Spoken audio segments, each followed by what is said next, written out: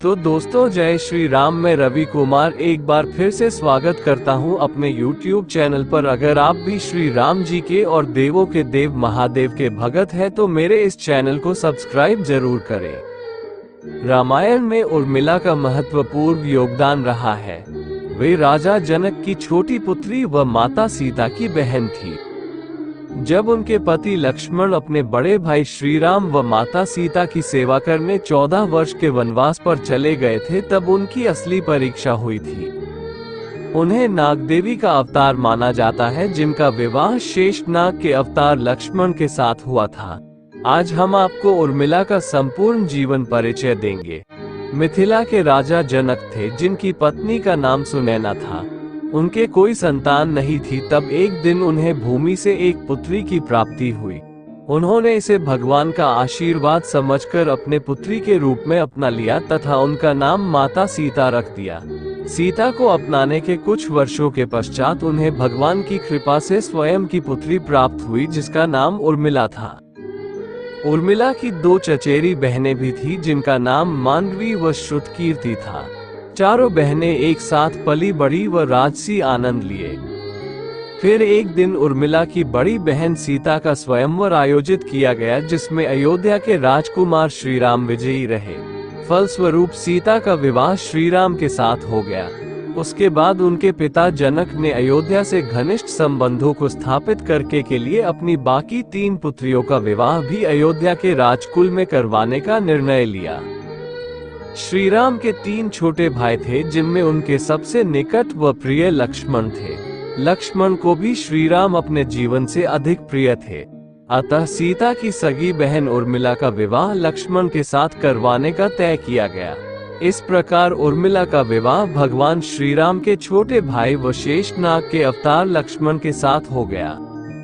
विवाह के पश्चात उर्मिला अपनी चारों बहनें के साथ अयोध्या के राजमहल में आ गई तथा हंसी खुशी रहने लगी। फिर एक दिन अनहोनी हो गई व श्री राम को 14 वर्ष का वनवास सुना दिया गया। श्री राम के साथ वनवास में उनकी बड़ी बहन व श्री राम की पत्नी माता सीता ने भी जाने का निर्णय लिया। जब उर्मिला को पता चला कि उनके पति लक्ष्मण भी अपने भाई व भाभी की सेवा करने 14 वर्ष के वनवास पर जा रहे हैं, तो अपने पति के साथ वह भी जाने के लिए तैयारी करने लगी। इतने में लक्ष्मण उनके कक्ष में आए तथा अपने साथ वन में जाने को मना किया। ये सुनकर उर्मिला का मन व्यथित हो गया तथा उसने इसका कारण पूछा। तब लक्ष्मण ने उन्हें बताया कि वे वनवास में अपने भाई व भाभी की सेवा करने जा रहे हैं तथा यदि उर्मिला उनके साथ चलेंगी तो इसमें बाधा उत्पन्न होगी। साथ ही लक्ष्मण ने उर्मिला को राजमहल में रहकर श्री राम की माता कौशल्या का ध्यान रखने का उत्तरदायित्व सौंप दिया।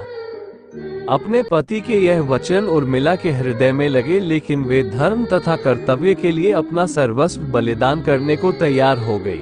अब उसे अपने पति से 14 वर्ष का विरह सहकर अपने सास ससुर की सेवा करनी थी। इसे उर्मिला ने हंसते हंसते स्वीकार कर लिया, क्योंकि लक्ष्मण ने उनसे ना रोने का वचन जो ले लिया था। इसे लेकर 2 अलग अलग मान्यताएं हैं। प्रचलित मान्यता के अनुसार उर्मिला ने 14 वर्ष तक माता कौशल्या की बहुत सेवा की तथा एक भी आंसू नहीं बहाया। प्रतिदिन वह अयोध्या के राजमहल में भगवान के सामने एक दीपक प्रज्वलित करती तथा पुराने दीपक को भी बुझने नहीं देती थी। इस प्रकार 14 वर्ष तक असंख्य दीपक प्रज्वलित हो चुके थे। जब लक्ष्मण श्री राम व माता सीता के साथ अयोध्या वापस लौटे थे, तब उर्मिला के जलाए दियों से पूरा राजमहल जगमग हो उठा था। एक अन्य मान्यता के अनुसार जब लक्ष्मण वनवास में थे, तब प्रथम रात्रि में निद्रा देवी उनके पास आई। लक्ष्मण ने निद्रा देवी से कहा कि उन्हें अपने भाई व भाभी की रात को सुरक्षा करनी है, इसलिए वे सो नहीं सकते। अतः उन्हें वरदान दे कि 14 वर्ष तक उन्हें नींद नहीं आए। तब निद्रा देवी ने पूछा कि यदि उनके स्थान पर कोई और 14 वर्ष तक सो सकता है तो वह उन्हें यह वरदान दे सकती है। तब लक्ष्मण ने उर्मिला का नाम लिया था। निद्रा देवी ने जब उर्मिला से जाकर यह पूछा तो उसने सहजता से इसे स्वीकार कर लिया। तत्पश्चात लक्ष्मण 14 वर्षों तक सोए नहीं थे तथा उर्मिला 14 वर्षों तक सोती रही थी। लक्ष्मण के वनवास से लौटने के पश्चात उर्मिला के 2 पुत्र हुए, जिनके नाम अंगद व चंद्रकेतु था। उसके बाद उर्मिला ने अपने जीवन काल में अपनी बड़ी बहन का फिर से वनवास जाना देखा। जब उर्मिला के इस धरती पर रहने का समय समाप्त हो गया तब उसने हंसी खुशी अपने प्राण त्याग दिए व अपने धाम को चली गई थी। उर्मिला की मृत्यु पर रामायण में कुछ नहीं लिखा है। कई लोगों का ये प्रश्न होता है कि श्री राम ने लक्ष्मण का एक समय के बाद त्याग कर दिया था तथा उसके पश्चात लक्ष्मण ने सरयू नदी में समाधि ले ली थी तथा अपने धाम को लौट गए थे, तब उसके बाद उर्मिला का क्या हुआ था। दरअसल ये भाग उत्तर रामायण में आता है। इसमें लक्ष्मण के समाधि लेने के कुछ समय बाद ही श्री राम भी जल में समाधि ले लेते हैं। मान्यता के अनुसार लक्ष्मण के जल में समाधि लेने से पूर्व ही उर्मिला हंसी खुशी अपने प्राणों को त्याग चुकी थी। तो दोस्तों, अगर आप भी भगवान श्री राम जी के भगत हैं तो मेरे इस चैनल को सब्सक्राइब जरूर करें।